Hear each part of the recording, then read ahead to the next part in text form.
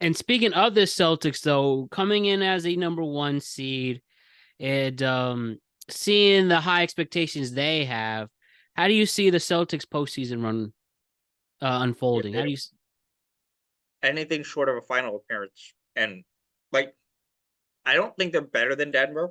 So if they play like Denver, they're probably going to lose. But anything short of a final appearance, especially this year, like like the East is open. Like it's theirs to lose by like such a wide margin. It's like not even funny. There's like nobody. This is like when LeBron was tearing everybody apart, and we are like, oh, maybe this team could. Like, no, the second best team had their best player miss like what 30 games. How many games did Joel Embiid miss? Something like that. And then the team that people thought was going to be second or third best team. We don't know how healthy Giannis is going to be, and they've been a train wreck the entire time, and they're coached by Doc Rivers, so they may just get swept. Um, and then you can't worry about the Pacers because Halliburton's not healthy. You maybe worry about the Knicks, but they're better than the Knicks. Like if anything short of a final appearance, is just an absolute disaster, and I don't even know how you melt down, especially like if they lose in round one to the Heat again, or if they lose to the Heat in round one, I I don't even know what happens. Like that team has to have such a terrible collapse for something like that to happen. Yeah, and you wouldn't even know where it would come from, where to go. You have the pieces, and they made it this whole way. Especially KP. KP made it a whole season. What a win there! And if you fall to an 8 seed, yeah, you definitely could question Joe Well, I Mazzulla's mean, it power over depends. that. Like if Porzingis gets hurt immediately and he can't play, that's obviously like a good. Although one of the things I'm kind of surprised about, um, and this is a little off topic, is I wonder if Milwaukee would have traded Drew if he had told them he was going to stick around. Because my understanding was he was going to retire like after next season. That he said he was like basically done after 25.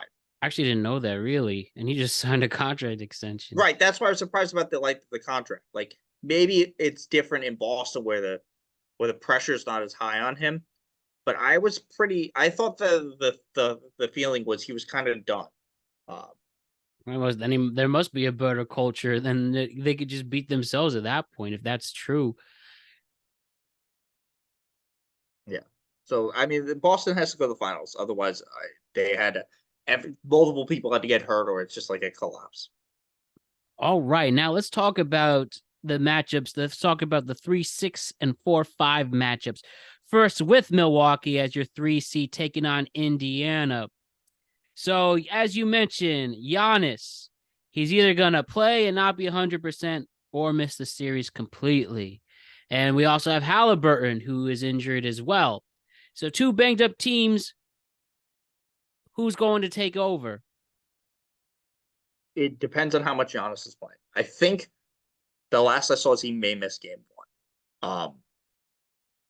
Look, the Pacers have like kicked the crap out of them this whole season. Granted, Halbert was healthy and they didn't have Pascal Siakam, so they were a little bit different then. Um, I think I trust. I think if Milwaukee wins, it's going to be in seven, but they can definitely lose in less. Like they could lose in six, and obviously the length of this series is going to be determined by Giannis, like whether or not he's healthy or not.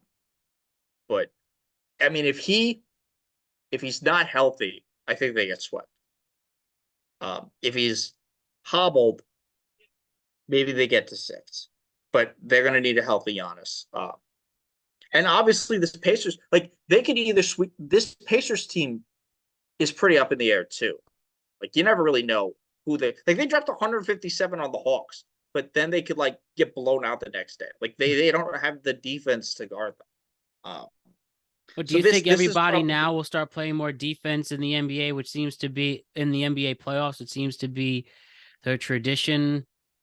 Or nah? well. It's so like the idea that defense isn't like played as much is kind of goofy. So the scoring binge had to do with the fact that players are just like really fucking good, Mm-hmm. and that prior to the All Star break they were officiating fouls different. They were being a lot more lenient with where you could just like run into a guy and like throw your hands up and get the foul call. Uh, so that had a thing to it. I think that yeah, it'll be tighter, but these are not like defensive juggernaut teams. Like at this point, Halliburton is basically guaranteed for 25-12 against like any like that's like the baseline for what a guard is going to do against Dame. Like he just can't go. Like it's not that he can't guard it. He's just a bad defender. Like across, he just is. Uh, it's not entirely clear where Middleton is. I think Milwaukee. The saving grace for this Bucks team is they'll probably have one more shot before Giannis wants out. And because like this, if they rookie head coach, and then they went to Doc Rivers, and I don't know if Doc Rivers is going to be there, and then they've had a season to figure out where their deficiencies are, uh, so they'll probably have one more shot at this. But the Pacers don't really care. Like they're playing with house money. They Halliburton rushed himself back so he could qualify for um, the 65 game threshold to potentially make a third team all NBA.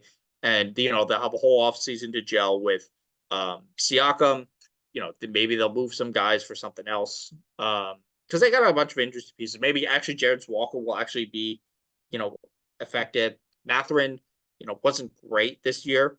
So, they have some they're playing with house money. If they win this series, good for them.